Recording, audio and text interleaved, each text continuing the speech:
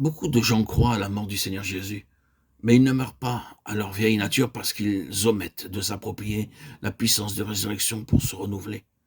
De même que nous sommes devenus une même plante dans la mort du Seigneur Jésus, Romains 6,5, ainsi nous le serons par la conformité à sa résurrection. Il est très important que nous réclamions par la foi à chaque instant et chaque jour la puissance de résurrection pour avoir une vie triomphante et victorieuse. Chaque fois que nous lisons la Bible, nous devons prier auparavant s'il y a un service à faire. Nous devons prier et travailler ensuite. Nous devons recevoir par la foi la puissance de résurrection pour toute chose. Le don de Dieu doit être reçu constamment. C'est une foi active et vivante, comme Paul le dit dans Galates 2:20, la foi du Fils de Dieu par notre foi. Paul atteste que Christ vit en lui. La vie que je vis maintenant, dit-il, je la vis par la foi du Fils de Dieu. Ce doit être une foi active et vivante. Vous devez être conscient que le Seigneur Jésus-Christ vit en vous et ainsi mettre en œuvre la foi pour tous vos besoins, vos responsabilités et vos épreuves. La même puissance peut être reçue pour nos tâches quotidiennes à l'école, à l'hôpital, au bureau ou n'importe où. De la même manière, nous recevons la même puissance pour le temps de la tentation ou de la souffrance. C'est une merveilleuse puissance que nous avons à notre disposition. Pour toutes nos responsabilités, nos besoins, nos épreuves, nous recevons en nous par la foi, premièrement la puissance pour mourir à nous-mêmes, deuxièmement la puissance de la résurrection. Les deux vont de pair.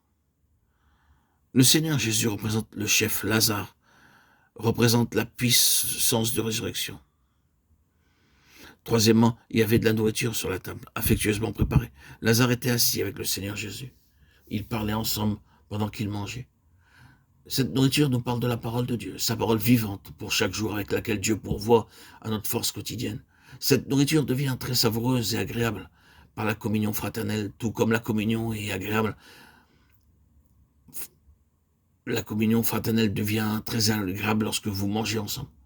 Toutes les fois que nous mangeons seuls, nous n'apprécions pas beaucoup notre nourriture. Les frères et les sœurs devraient s'assembler premièrement pour avoir la communion avec le Seigneur Jésus et ensuite les uns avec les autres. Lazare parle au Seigneur Jésus face à face à table. Il a dû poser beaucoup de questions que le Seigneur Jésus a dû satisfaire. Il n'était plus timide et il n'essayait plus d'éviter le Seigneur Jésus. Maintenant, il est heureux de le voir et de lui poser des questions. Nous aussi, nous devrions avoir le même amour pour le Seigneur Jésus et le désir de nous entretenir avec lui, d'amis à amis. Voilà la vraie communion. Notre communion est avec le Père et avec son Fils Jésus-Christ. 1 Jean 1:3. Ensuite, il peut avoir la communion parmi nous. Peut-être cherchez-vous maintenant la communion avec le Seigneur Jésus en vous mettant à genoux pour lui parler de vos problèmes, de vos difficultés. En ce cas, attendrez-vous jusqu'à ce qu'il vous parle.